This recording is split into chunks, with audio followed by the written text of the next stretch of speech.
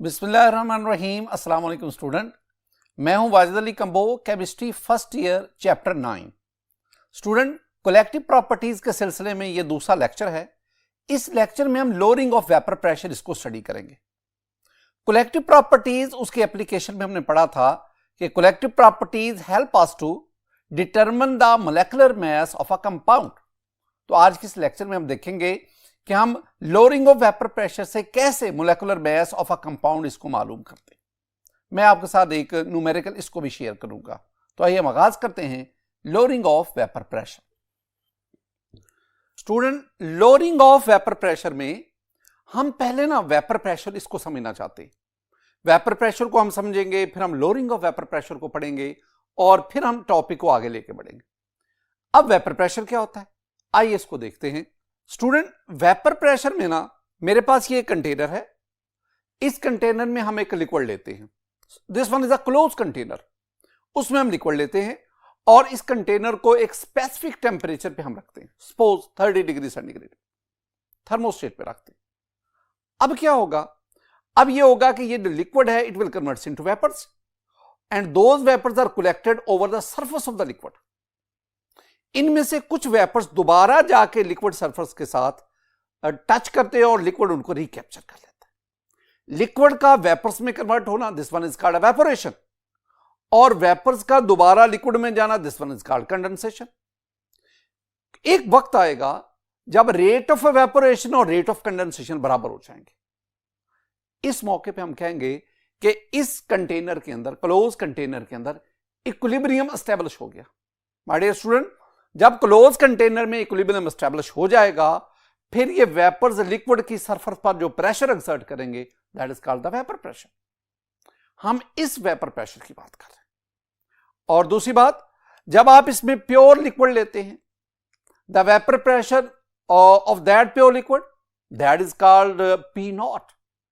लेकिन जब आप इसके अंदर सोल्यूट ऐड करते हैं, non volatile non electrolyte solute add करते हैं, ग्लूकोज है, सुक्रोज है, आपके पास यूरिया है, तो इनमें से कोई आप सोल्यूट ऐड करते हैं। अब सोल्यूट एडिशन के बाद अब इस सॉल्यूशन में सॉल्वेंट का वेपर प्रेशर कम हो जाता है। तो सॉल्यूशन में सॉल्वेंट का वेपर प्रेशर हम इसे P कहते हैं। अब ये जो डिक्रीज इन वेपर प्रेशर हुआ, यानी पहले प्योर सॉल्वेंट का, अब सॉल्यूशन में सॉल्वेंट का, ये जो डिक्रीज हुआ, ये जो वेपर प्रेशर कम हुआ, हम इसको लोअरिंग ऑफ वेपर प्रेशर कहते हैं। और इसको हम डेल्टा P से हम इसे रिप्रेजेंट करते हैं। कैलकुलेट कैसे करते हैं, P0 minus P, that is delta P। अब हम जानना चाहते हैं कि सॉल्यूट ऐड करने से सॉल्वेंट का वेपर प्रेशर कम क्यों हुआ, इसकी वजह क्या है।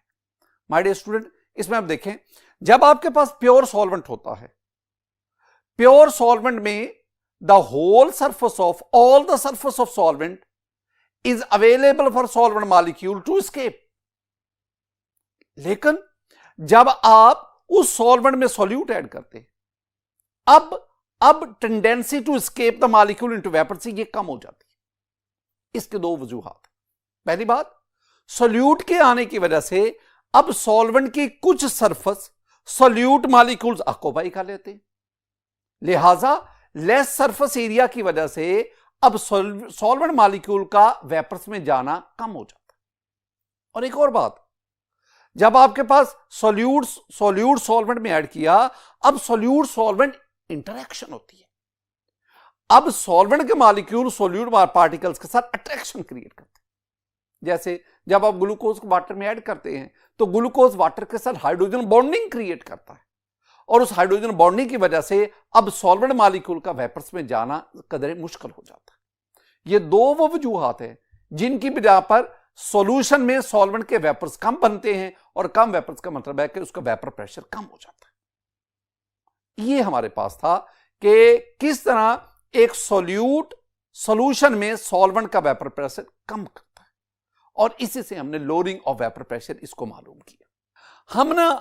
हम इस चीज को क्वांटिटेटिवली स्टडी करना चाहते हैं। हम क्वांटिटेटिव रिलेशनशिप देखना चाहते हैं कि कैसे एक non volatile non electrolyte solute ये सॉल्यूशन में जाकर सॉल्वेंट का वेपर प्रेशर कम करता है। इसको हम क्वांटिटेटिवली देखना चाहते हैं। राउट्स लॉ हमारी मदद करता है। हमने राउट्स लॉ की ना 3 डिफरेंट स्टेटमेंट्स पढ़ी थी स्टूडेंट, उसमें एक स्टेटमेंट मैं आपके साथ शेयर करता हूं। राउट्स लॉ हमें क्या बताता है? राउट्स लॉ हमें बताता है, यानी मैं लिखूंगा यहां पे कि according to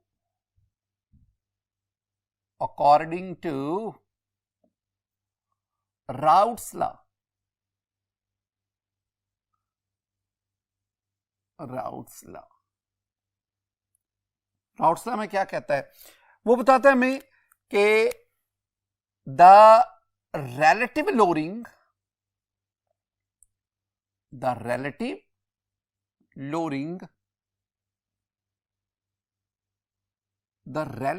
lowering of vapor pressure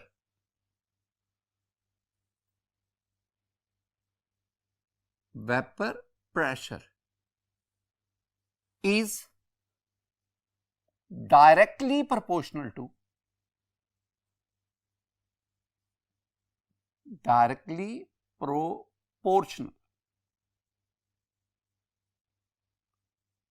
to mole fraction of solute. My dear student, ये राउट्स लॉ की एक स्टेटमेंट। अब इसमें देखिए क्या है हमारे पास, इसमें है relative lowering of vapor pressure। relative lowering of vapor pressure हमने इसे delta P over P not से लिखा, delta P over P not. This one is relative lowering of vapor pressure। वो किसके डायरेक्टली प्रोपोर्शनल है? That is equal to mole fraction of solute, x2 के directly proportional. अच्छा, एक बात student ज़हन में रखनी है कि जब मैं सबस्क्रिप्ट के तौर पर 1 लिखूंगा तो वो सॉल्वेंट को रिप्रेजेंट करेगा, जब मैं सबस्क्रिप्ट के तौर पर 2 लिखूंगा तो वो सोल्यूट को रिप्रेजेंट करता है। तो x2 में मोल फ्रैक्शन ऑफ सोल्यूट। अब ये मोल फ्रैक्शन ऑफ सोल्यूट किसके बराबर होगा? तो x2 that is equal to n2 over n1 plus n2। ये मोल फ्रैक्शन के टॉपिक में आप पढ़ के आए। अब x2 इसके बराबर और x2 फिर n2 over n1 plus n2 के बराबर, तो ये वाली वैल्यू इसके बराबर। तो आपके पास आ गया स्टूडेंट यहां पे delta p over p not that is equal to n2 over n1 plus n2। एक मैं बहुत इंपॉर्टेंट सेंटेंस लिखने जा रहा हूं, बहुत इंपॉर्टेंट, जो इस पूरे टॉपिक की जान है सेंटेंस। और वो क्या है स्टूडेंट? जब आप कलेक्टिव प्रॉपर्टीज को स्टडी करते हैं तो आप इसमें देखते हैं, वो मैंने आपको कंडीशन बताई थी 3, मैंने कंडीशन बताई थी solute should be non volatile, solute should be non electrolyte, और तीसरी कंडीशन क्या थी? Solution should be dilute. तो सॉल्यूशन डाइल्यूट होना चाहिए। और जब हम सॉल्यूशन डाइल्यूट है, इसका मतलब क्या है? इसका मतलब है आपने सॉल्वेंट में a very small amount of solute add की, सॉल्यूट की अमाउंट बहुत कम ऐड की, आटे में नमक के बराबर। इसका मतलब है कि अगर सॉल्यूट की मिकदार कम होगी तो N2 इसकी वैल्यू बहुत कम होगी, और मैथमेटिकली जब N2 की वैल्यू बहुत कम होती है तो आप डिनोमिनेटर से N2 इसको खत्म कर सकते हैं, न्यूमरेटर से नहीं। तो इसका मतलब है for very dilute solution the value of N2 in denominator it can be neglected, इसको आप नेग्लेक्ट कर सकते हैं।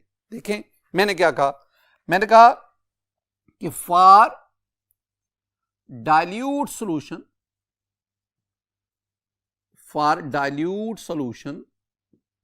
The factor N2 in the denominator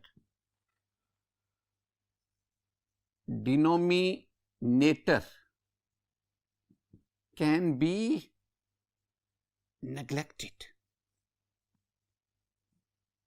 अगर मैं इसको नेग्लेक्ट कर दूं, तो स्टूडेंट अब मेरे पास क्या आएगा? अब मेरे पास आएगा delta P over P not that is equal to N2 over N1। एक और चीज और वो क्या student, N2 number of moles of solute. तो नंबर ऑफ मोल्स आप कैसे निकालते हैं, chapter 1 first year chapter 1, number of moles N that is equal to small m over capital M, ये नंबर ऑफ मोल्स निकालेंगे। M क्या है, this one is the mass. अब मैं यहां पे मैस की बजाय W वेट की टर्म इस्तेमाल कर रहा हूं, तो इसका मतलब क्या हुआ, नंबर ऑफ मोल्स किसके बराबर हुए, वेट ओवर मोलर मैस। इसका मतलब N2 W2 over M2। Similarly अगर मैं N1 का तज़किरा करूं तो मेरे पास ये आएगा W1 ओवर M1। तो मैं N2 की जगह पे W2 ओवर M2 लिखूंगा और मैं N1 की जगह पे W1 ओवर M1 लिखूंगा। तो मेरे पास ये बन जाएगा स्टूडेंट, ये आ गया डेल्टा P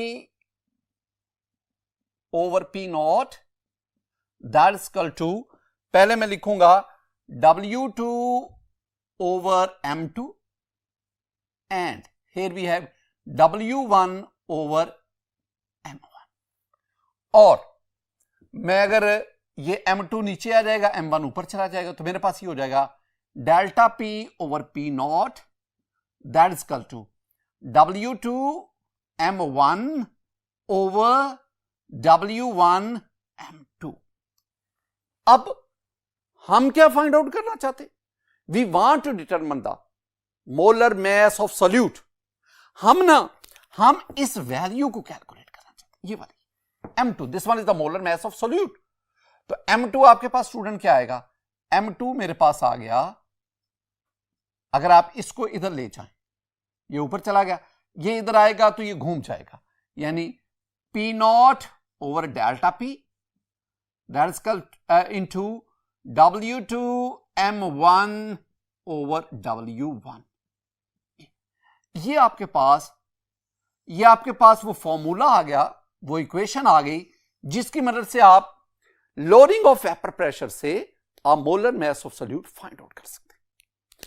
अब इसी फॉर्मूला को इस्तेमाल करते हुए मैं आपके साथ एक न्यूमेरिकल डिस्कस करता हूं। स्टूडेंट देखें, मेरे पास लिखा है, इसमें देखें 3 gram of a non volatile non electrolyte solute, ये 3 gram, this one is the mass of solute, this one is W2, 3 gram W2। तो is X solute is dissolved in 50 gram of ether. In this case, ether will act as solvent. So this one is the mass of solvent W1, that is 50 gram. ये दो चीजें आ गई। And the molar mass of ether, this one is molar mass of ether. This one is M1, 74 gram per mole. ये हमारे पास है। तो next हमारे पास क्या आ गया, at 293 kelvin, this one is the temperature, और हमारी इस इक्वेशन में टेम्परेचर का कहीं तज़किरा नहीं है। Vapour pressure of ether falls from 442 torr to 426 torr. My dear student, ये दो चीजें आ गई। 442, this one is the vapour pressure of pure solvent, और हम प्योर सॉल्वेंट के वेपर प्रेशर को क्या लेते हैं, हम इसे P नॉट लेते हैं। तो P नॉट हमारे पास क्या आ गया, 442 टॉर। एंड 426, ये क्या हुआ, this one is P, I mean vapour pressure of solvent in solution, 426 torr. और लास्ट पे देखें, फाइंड आउट क्या करना चाहते हैं, क्या मालूम करना चाहते हैं, we want to find out the molar mass of solute. हम M2 फाइंड आउट करना चाहते हैं, M2। हमें इस इक्वेशन में, इस रिलेशन में जो भी रिक्वायर्ड है वो हमारे पास इस स्टेटमेंट में दिया हुआ है। हमारे पास स्टूडेंट, हमारे पास P नॉट है हमारे पास 442, डेल्टा P वो निकाल लो। कैसे निकालोगे, P नॉट माइनस P, इसमें से इसको माइनस कर दे, आपके पास जो आंसर आएगा वो डेल्टा P है। W2 mess of solute, W1 M1 molar mass of solvent, and W1 that is the mass of solvent। अब आप इन सब चीजों को लेके हम इसको सॉल्व करते हैं, सॉल्यूशन पे आएंगे। स्टूडेंट, गिवन डाटा में हमारे पास वही जो अभी मैंने डिस्कस किया आपसे, mass of solute 3 gram, mass of solvent 50 gram, molar mass of solvent ether जो लिया हमने 74 ग्राम पर मोल, vapor pressure of pure solvent P0 442 torr and vapor pressure of solvent solution 426 torr. पहले मुझे ना डेल्टा पी चाहिए, delta P mean lowering of vapour pressure. तो मेरे पास जो है lowering of vapour pressure, I mean delta P. कैसे लूंगा? P not minus P. Student P nought आपके पास क्या है? पी नॉट मेरे पास है 442 टॉर और माइनस पी आपके पास क्या है? 426 टॉर। तो आपके पास फिर डेल्टा पी क्या आ गया? डेल्टा पी आपके पास आ गया 442 में से 426 माइनस करोगे student, you have 16 torr. 16 torr values put करो।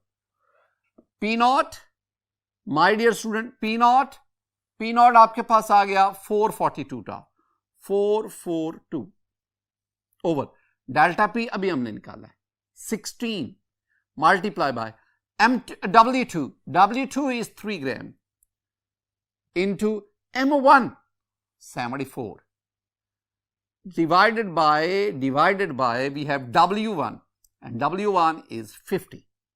Student, you have calculator और कैलकुलेटर की मदद से आप इसको सॉल्व करो। जब आप इसको सॉल्व करेंगे द आंसर विल बी 122.65। चूंकि मोलर मैस है तो हम इसको ग्राम पर मोल में लेते हैं। स्टूडेंट, इस तरह ये मेरे पास जो है this one is the solute molar mass of solute x, जो सोल्यूट एक्स था उसका मोलर मैस। एक्चुअली ये जो चीज हमने पढ़ी है ना, ये एप्लीकेशन ऑफ कलेक्टिव प्रॉपर्टी है। ये हमें बता सकता है कि with the help of lowering of vapour pressure, this that is one of the collective property, we can calculate the molar mass of solute. My dear student, आज के इस लेक्चर में हमने कलेक्टिव प्रॉपर्टी एक पढ़ी जिसका नाम है हमारे पास लोअरिंग ऑफ वेपर प्रेशर, फिर हमने उसकी मदद से मोलर मैस ऑफ सोल्यूट और फिर हमने एक न्यूमेरिकल से उसको अप्लाई भी किया। मेरी दुआ है कि अल्लाह ताला आप पर अपना फजल फरमाए, अल्लाह ताला आप पर अपना करम फरमाए। अस्सलामु अलैकुम।